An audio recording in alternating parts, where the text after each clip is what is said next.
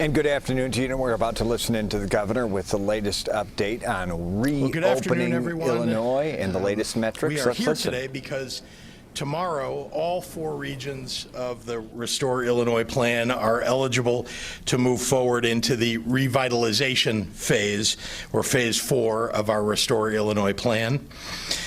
With me today are 2 familiar faces to viewers of our COVID-19 briefings, IDPH Director Dr. Ngozi Ezike, who you've seen many times, and the University of Chicago's Executive Medical Director for Infection Prevention and Control, Dr. Emily Landon, whose advice, frankly, I have sought often, and she's been very generous with that advice, and I thank her for that. Also joining me are Carlos Nelson, the Chief Executive Officer of the Greater Auburn Gresham Development Corporation, who has made a career out of delivering meaningful community and economic development to our residents. The doctors and public health experts have reviewed the data and the proposed conditions for greater public activity and work conditions and have approved them, including the following activities with COVID-related health and safety guidelines. Health and fitness centers will reopen. Indoor dining at restaurants and bars will resume. Movie theaters, museums, and zoos will restore operations, and childcare and schools will reopen and expand, all in accordance with IDPH safety and health guidance. Starting tomorrow, hundreds of thousands more Illinoisans will be able to return to work. Moving to phase 4 this early was never a given. I've said since the beginning that data and science would design our path forward. And if any single region of the state were trending in the wrong direction in case positivity, hospitalization rates, or hospital capacity, we could not in good conscience offer that region the go-ahead to phase 4. We've seen what's happened in other states that have allowed politics or short-term thinking to drive decision-making. Many other states are now seeing significant increases in cases, hospitalizations, and intensive care bed usage, and they're being forced to move backward and stay at home. That's not the story in Illinois. Here, we have been gradually restoring business and leisure activities in a highly deliberate manner, guided by doctors' advice.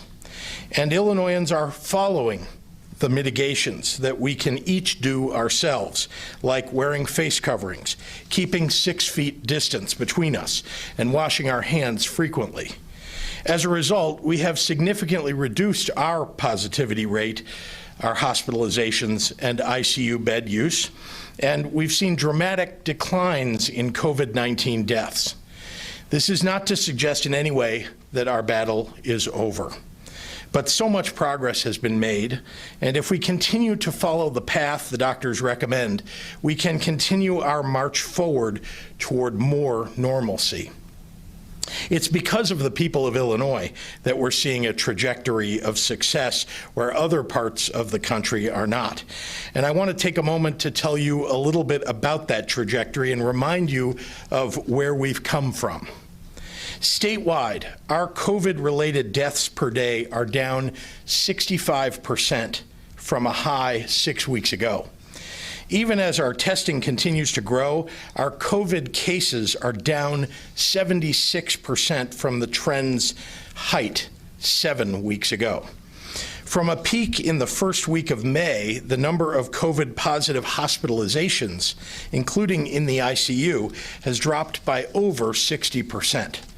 And we've seen a 67% decrease in ventilator use since reaching a high in mid-April. As we reopen so many businesses and activities in each phase, it's been important to watch the metrics closely to see if all the added activity would cause a spike in our numbers. That's what we did through phase 3. And the positive trends have continued while thousands of our small businesses in every part of the state have opened their doors again safely, as did our state parks, kids' day camps, and kids' summer programs. That's in large part because people have been wearing their face coverings in public and following other advice from doctors and scientists. I feel a solemn obligation to emphasize that we expect the journey ahead to be difficult. As more aspects of the economy open and more person-to-person interactions take place, there are many more opportunities for the spread of COVID-19. The virus hasn't gone away, and when people aren't wearing face coverings, gathering in large groups, and not practicing physical distancing, they're getting sick, and some are dying. And I mean people of all ages. Senior citizens, those who are in their 40s and 50s and 60s with pre-existing conditions, and yes, even young and perfectly healthy people have lost their lives to this terrible new disease that we still know so little about. That's why I'm not afraid to protect the people of Illinois by moving a region back to an earlier phase if we see a surge. Ours will not be one of the states that takes no action in response to a return to the peak. Until we have a vaccine or effective treatment, our core pillars for safely moving forward remain the same. Widely available testing, extensive contact tracing, and widespread use of face coverings and social mitigations by everyday Illinoisans throughout the state. On testing, today we hit an important new milestone by surpassing 30,000 tests in a single day for the very first time. Continuing to grow our daily testing in this next phase has required a newly aggressive approach, one that makes our state a national leader in flexible testing to meet the demands of a more open economy.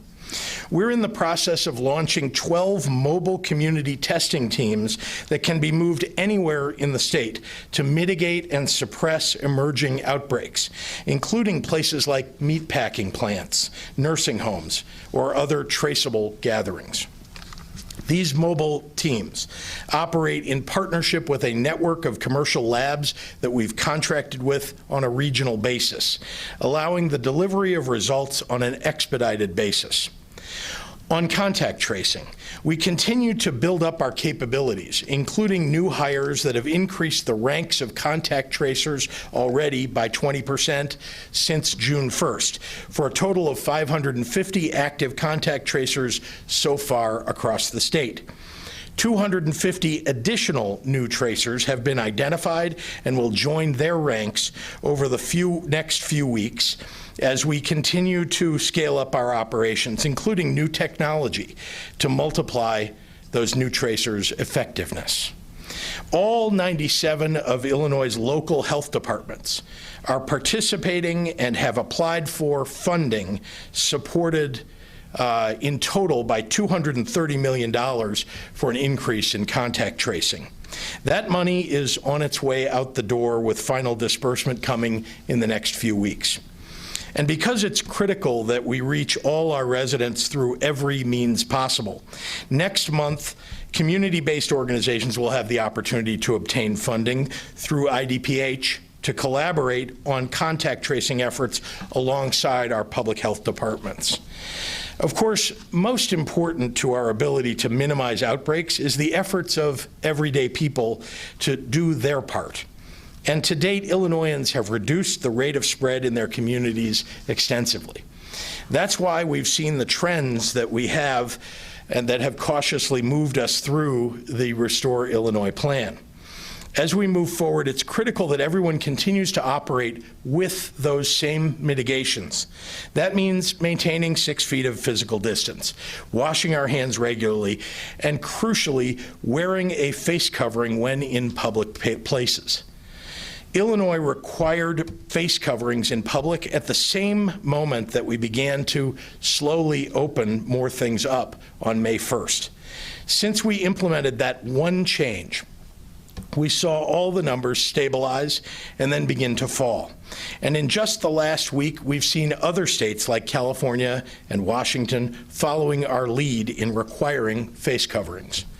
As we enter this new phase, we will be looking to adjust our plan over time as the data and science allows. If we see stable numbers over the coming weeks, we can then consider additional modifications to the framework of Phase 4. The goal here is to move ever closer to a restoration of activities and business that can be done in a safe and healthy fashion. The philosophy that got us here has been a successful one. Prioritizing public health and watching the virus rate of spread, our case numbers and positivity numbers, our hospital capacity. But any pride in our success has to be tempered by grief. Over just a few months, we have lost over 6,800 of our fellow Illinoisans to this virus. Today, we lost 41 more. May their memories be for a blessing. Many of our residents have lost someone that they love, a family member or a friend, to this virus. I know I have. This pandemic has brought real tragic pain to the lives of countless residents, and amidst renewed calls for racial justice, has disproportionately taken Black lives and caused disproportionate economic disruption in the Black community.